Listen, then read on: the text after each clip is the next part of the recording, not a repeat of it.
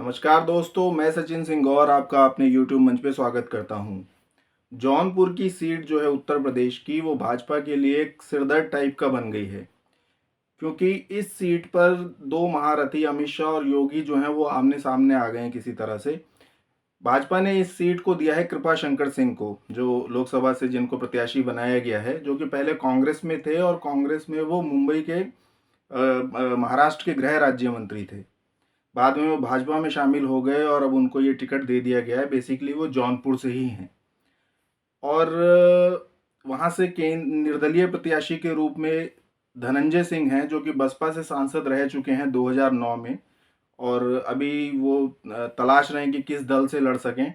उनकी जो बात चल रही थी वो जदयू में चल रही थी, नीतीश कुमार के भाजपा में आने से पहले, और वो राष्ट्रीय महासचिव भी बना दिया गया था उनको जदयू का, और उनकी ये सीट लगभग कंफर्म थी। लेकिन नीतीश कुमार के भाजपा में आने के बाद अब ये सीट भाजपा ने जदयू को नहीं दी है और यहाँ से कृपा शंकर सिंह को खड़ा कर दिया है।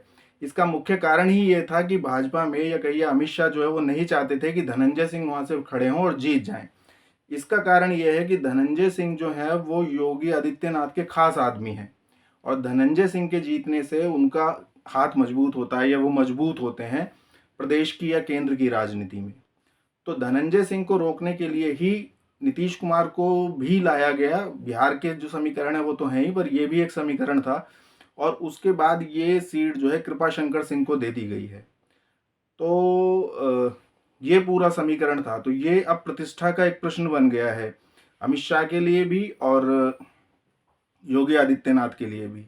अच्छा, भाजपा ने धनंजय सिंह जो हैं वो क्षत्रिय समुदाय से आते हैं और जौनपुर में 11 बार आज तक क्षत्रिय सांसद जीते हैं। 4 बार अहीर, 2 बार ब्राह्मण और 1 बार एक मुस्लिम सांसद बना है। यहाँ पे सबसे ज़्यादा संख्या जो है वो क्षत्रियों की है, जो कि लगभग 2.5 लाख के आसपास है। इसके बाद मुस्लिम, दलित, अहीर, ये सब 2.25 लाख के आसपास हैं, और 2.25 की संख्या यहाँ पर ब्राह्मणों की है। तो ये क्षत्रिय बहुल सीट है बेसिकली। लेकिन ऐसी कई सीटें हैं यूपी में, जैसे फतेहपुर सीकरी है, वहाँ पर 3 से 4 लाख के बीच हैं। गौतम बुद्ध नगर की सीट है, वहाँ पर तो 4 से 5 लाख के बीच क्षत्रिय हैं। आंवला की सीट है, वहाँ 3 लाख से ज़्यादा हैं, या और भी कई सीटें हैं। तो वहाँ पर क्षत्रिय कैंडिडेट को खड़ा नहीं करा है भाजपा ने और किसी और को दे दिया है, और क्षत्रिय वोटों प्लस उस जाति के वोट मिलकर के वो सीट वो जीत लेती है भाजपा जनरली।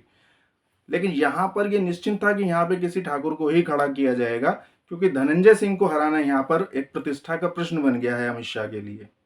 अब देखते हैं कि क्या होता है, क्योंकि हो सकता है धनंजय सिंह जो है वो ट्राई कर रहे हैं सपा से, क्योंकि बसपा से उनको टिकट नहीं मिलेगा, क्योंकि पहले भी उनकी अनबन हो चुकी है। दूसरा, अभी जो मायावती प्रेशर में है केंद्रीय नेतृत्व भाजपा के, तो उनको बसपा से तो टिकट नहीं मिलेगा, लेकिन वो सपा से ट्राई कर रहे हैं और कर भी सकते हैं, और वो उनके जीतने के भी बहुत चांस है, क्योंकि वो 2022 के इलेक्शन में भी लड़े थे जो विधानसभा का था, और वो हर इलेक्शन लड़ते हैं, और उसमें भी उनको लगभग 75,000 से 1 लाख के करीब वोट मिले थे। तो जो लोकसभा में भी उनको 1.5 से 2 लाख वोट निर्दलीय लड़के भी मिल जाएगा। तो यदि उनको किसी पार्टी का सिंबल मिल जाता है तो उनकी जीत 100% निश्चिंत है।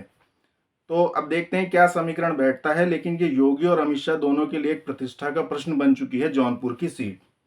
वीडियो देखने के लिए धन्यवाद और चैनल को सब्सक्राइब